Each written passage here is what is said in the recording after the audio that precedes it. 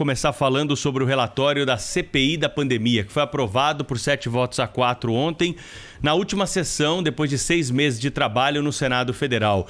Nós trouxemos aqui informações importantes sobre a CPI ao longo, claro, da sua duração, mas não destinamos muito tempo do programa sobre os fatos apurados pela CPI. Até porque houve desvio de foco, nós já dissemos aqui, e na minha opinião, alguns senadores estão saindo menores do que entraram nessa CPI da pandemia pela exploração política que tiveram. Mas é claro que é preciso ter uma investigação a respeito do governo sobre o número de mortos no país, sobre a postura adotada pelo presidente da República, os seus ministros e todos aqueles que estão envolvidos nessa questão de enfrentamento à pandemia.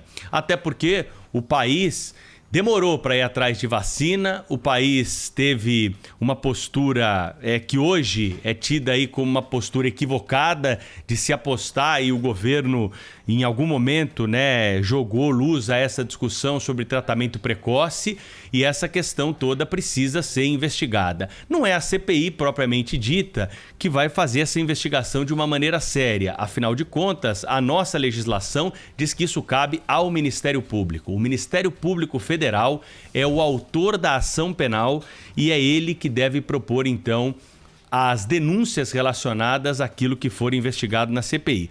Claro que aquilo que foi apurado não vai ser jogado fora. Hoje os senadores vão entregar ao Procurador-Geral da República tudo o que foi apurado pela CPI e ele vai tocar para frente as investigações que achar necessário. E aí nós precisamos fazer aqui uma análise simples e que nada tem a ver com a legislação brasileira. Se ninguém for punido pelo que aconteceu na condução desse processo, o problema não está na investigação da CPI, e sim no Código Penal, porque deve ter algum dispositivo no Código Penal para punir aqueles que negam a eficácia das vacinas até hoje. O presidente Jair Bolsonaro não tomou vacina, ele tem todo o direito de não tomar vacina, mas como presidente da República tem o dever de correr atrás delas. O ministro da Saúde que antecedeu o Marcelo Queiroga, o general Eduardo Pazuello, teve uma gestão trágica à frente do Ministério da Saúde. Isso precisa ser apurado, precisa saber qual foi o empenho dado, quais foram as negociações e as tratativas feitas para a aquisição da vacina e para todo o amparo necessário para o sistema público de saúde enfrentar esta pandemia com o número de casos que tivemos.